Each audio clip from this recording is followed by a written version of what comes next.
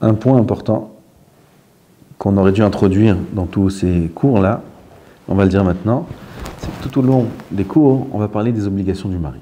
Et on va dire le mari, il doit faire ci, et il doit faire ça, et attention, ça c'est grave, et il ne faut pas faire comme ci, il ne faut pas faire comme ça.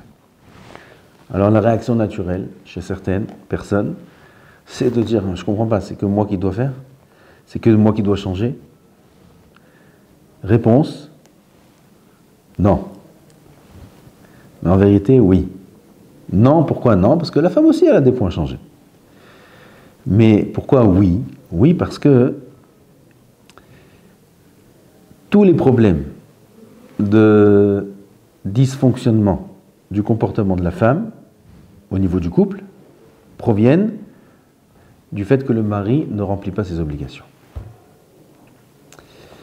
Si le mari ne va pas faire attention à sa femme, s'il ne va pas investir dans son couple, s'il ne va pas faire des compliments comme on en a parlé et on va continuer à en parler, et encore d'autres obligations qu'on ne peut pas dire en cours, ça c'est des choses que les sages nous ont transmises dans la Torah, des points qui sont très importants. Alors s'il ne fait pas attention à ses obligations, automatiquement, comme ça Hachem a créé la femme, alors il verra des problèmes. Sa femme va réagir d'une manière qui ne lui plaît pas, elle ne va pas faire des choses qu'elle est censée faire, elle ne va pas s'occuper de la maison et de l'éducation, etc., etc. Donc en réalité, quand on va parler à chaque fois de l'obligation du mari, et on va dire il faut faire attention à ci, il faut faire attention à ça, alors c'est comme dans toute chose dans la vie, si on entretient bien, ça marche bien. Donc c'est dans l'intérêt, c'est dans notre intérêt. C'est dans notre intérêt qu'on va essayer de s'améliorer sur certains points, et là on va recevoir en retour tout ce qu'on espère recevoir de la vie d'un couple, de la femme, du foyer, de l'éducation, etc., etc. Donc ça c'est très très important, et il faut savoir que tous ces points-là ne se trouvent que chez nous dans la Torah.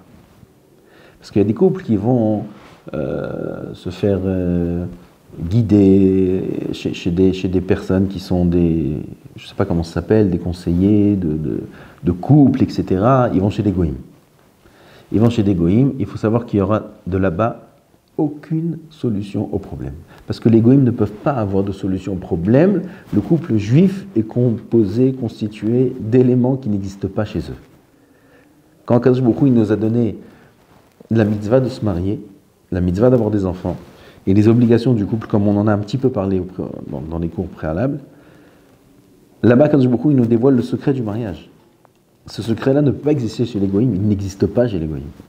Le but du mariage n'existe pas chez les goïms. Le but du mariage est, comme on a dit, de ressembler à Hachem, d'acquérir l'olam haba, de travailler ses midot, tout ça, ça n'existe pas chez les goïms. Un goï a le droit de se mettre en colère. La Torah ne lui interdit pas. Il a le droit d'être orgueilleux, la Torah ne lui interdit pas. Il va en souffrir, mais il ne fait pas d'interdit. Il a le droit de manquer de respect à son prochain, la Torah ne lui interdit pas. Tandis que chez nous, toutes ces choses-là sont interdites. Toutes ces choses-là causent des dommages. La colère entraîne beaucoup de mauvaises choses dans la maison. Le manque de shalom fait évacuer la shrina de sa maison. Elle se sauve. Et à la place, à borek en bo maim, parashat hashavua, maim en bo, aval nachashim vakravim yesh bo.